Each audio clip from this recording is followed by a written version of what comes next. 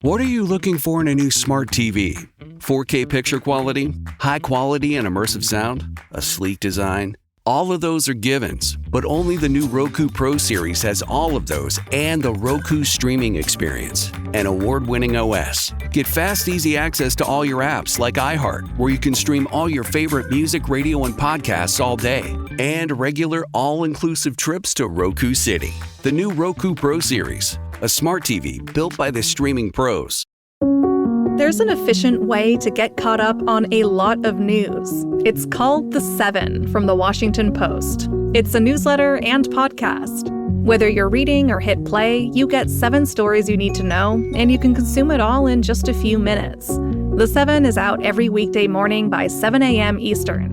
I'm Hannah Jewell. I'm one of the writers, and I host the show. Find The 7 podcast wherever you're listening.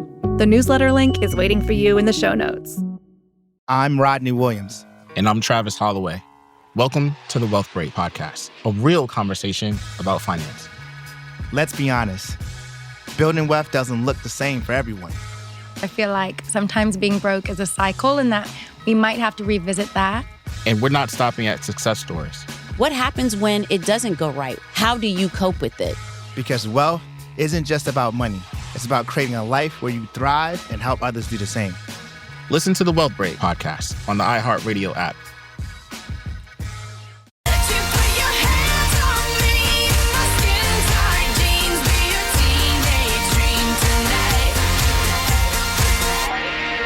John Jane Rich, the other day I was telling you about my friend that was hanging out with Kevin Costner, right? And how I said, I can't believe he didn't invite me. And then he said, come with us tonight. And then I said, no, right? Rich's wife was at the table, and she experienced something. She has a different point of view of this story.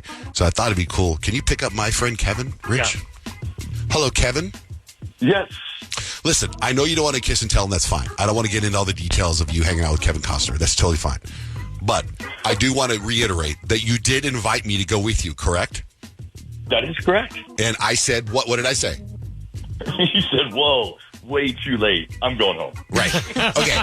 Which we were like, what is wrong with you? Right. Okay. Now, Rich's wife was at the table, and she experienced a different point of view, which I thought was really interesting. And so Rich's wife, Stacey's on the line. Good morning, Stacey. Good morning. What was your perception of that whole conversation between my friend Kevin Rowe and me talking about Kevin Costner? Well, your friend Kevin was being really polite, inviting you to go hang with him and Kevin Costner. But I think secretly, he did not want you to go.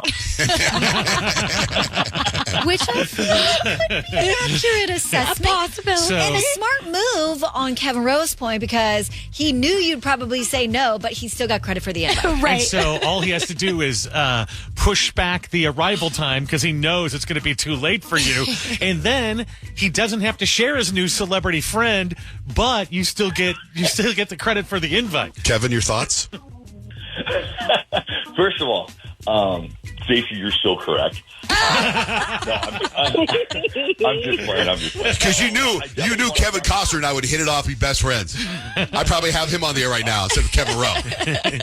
That would be better. According to Stacey's theory, like, John Jay, if you would have said yes to going hanging out with Kevin Rowe and Kevin Costner at 9:30, I feel like Kevin Rowe would be like, actually, we're meeting up at 10:30. Right. Just to keep pushing it back so you don't go. And you would have been miserable the whole time. And so she's... Let me tell you this. What? Let me tell you this, buddy. You got me. Because when I left you at 9:30, I text the crew, and they're like, we're still over here at this restaurant. Come by and meet us. We have a whole seafood tower. I'm like, I already ate. So text me when you guys are going over to the nightclub or whatever, to the club. And they text me at like 10:15. And I was like, nah, it's already too late. I'm not going. So you didn't even go? You didn't even go. But he hung out with Kevin Costner the night before. So he got his Kevin Phil. Yeah. And so Stacey is almost like, I think you were very conniving with this, because Stacey was like, to me, she seems like the villain peeking beyond the curtain and go, he needs to go to this thing. She was egging you on, John. She was egging me on. Well, yeah, if I may. Okay, here was my perception of it. I thought I saw true fear in Kevin Rowe. I really did. I thought that he was like, no way do I want John Jay to go with me. But I thought how great would it be if John Jay did go? So I just said to John Jay, wouldn't it be great for you to talk about meeting Kevin Costner on the show? And John Jay's like, I think it's actually more fun if I just don't go and, explain that I'm tired. And I'm like, no, that is not more fun, first of all. And second of all, you cannot show pictures of you not going on Instagram. So don't you want to show a picture of you and Kevin Costner on Instagram? And that piqued John Jay's interest a little. And that is when I looked over at Kevin Rowe, and he looked terrified. Well, I posted the picture. I had them right where I wanted them. I posted the picture of Kevin Rowe and Kevin Costner, but Kevin apparently wanted to stay anonymous, so I put a big smiley face over Kevin Rowe's face. You know what else this means is I was on stage that whole time. You guys were paying attention. Well, that's doing Not at all. Nobody was paying attention. I was working my butt off up there. What? I was slaving over a hot teleprompter. I didn't even know you were up there. That's All right, Kevin and Stacey, thank you both for jumping on. You guys are a hoot. Let's all go to dinner. The three of you. All right. 9:30. Lerner and Rowe, by the way. Lerner and Rowe. 9:30 on Friday. What's Kevin, how about the phone number? Let's give Lerner and Rowe a little love. You know it, buddy. Give it to me. I told 977. 1900. I told Kevin Rowe, get the phone and put on selfie mode and make a video so Kevin Costner can be in your TV commercial. Somehow get him to talk about stuff that you can He's got to have a lawsuit going on of some type. All right. Let's not talk about it, Kevin. I know you want to stay on. No, he doesn't want to be that guy. All right. Thanks, guys. All right. Thank you, man. Thanks, brother. Thank you. Bye, Stacey. Bye, Kevin Rowe. Bye. Take care. Girl, I like you. I do. Hello, iHeart listener. We have a confession to make. Both iHeart and this commercial you're listening to right now would probably sound a heck of a lot better on the new Roku Pro Series TV. It's got side-firing speakers that fill your room with sound, Dolby Atmos audio that puts you right in the middle of the entertainment, and the ability to pair seamlessly with your home theater sound systems that already have surround sound and booming bass. If all that sounds too good to be true, it'll sound even better on the new Roku Pro Series. Your hearing isn't better, your TV is. We've all done it.